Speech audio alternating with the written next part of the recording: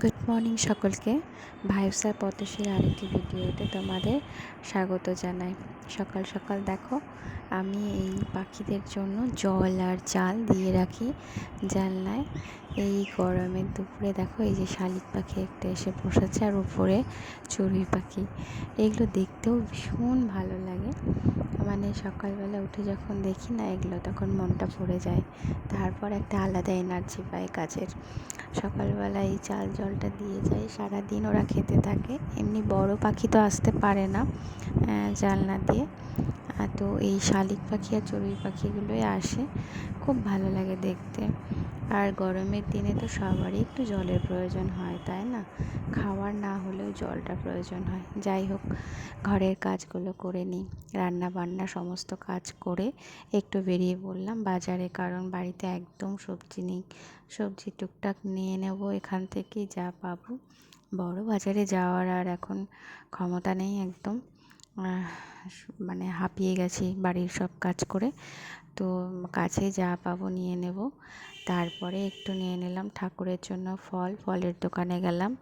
হিমসাগর আম এখন বলছে 150 টাকা করে, 150 টাকা করেই নিলাম, কারণ হিমসাগর এখন কমে গিয়েছে।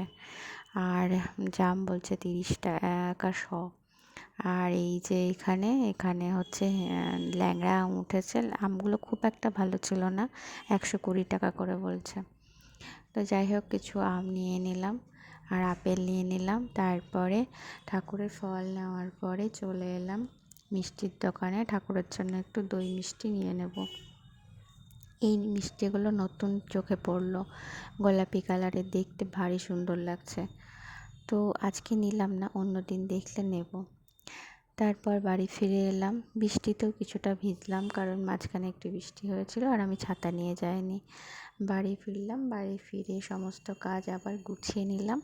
গুছিয়ে নিয়ে এইবার স্নান খাওয়া সেরে লেগে পড়লাম এই উচ্ছে গাছের পেছনে। বাড়িতে কিছু উচ্ছে আনা হয়েছিল, তো সেগুলো পেকে গিয়েছিল। আমি ওই টবের মধ্যে দিয়ে দিয়েছিলাম। তো টবের মধ্যে থেকে দেখি একটা গাছ হয়েছে বেশ সুন্দর।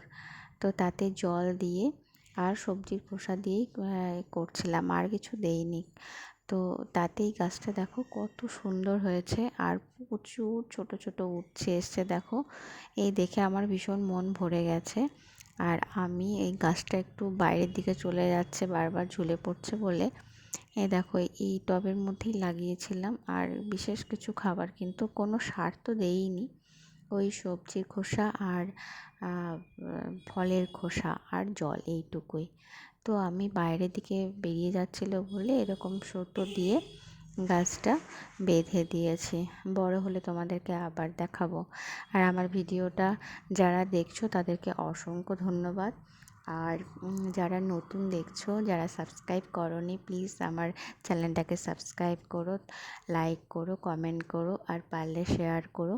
তোমাদের একটা লাইক, কমেন্ট আর সাবস্ক্রাইব কিন্তু আমাকে অনেকটা উদ্বুদ্ধ করে আরও নতুন কাজ করার।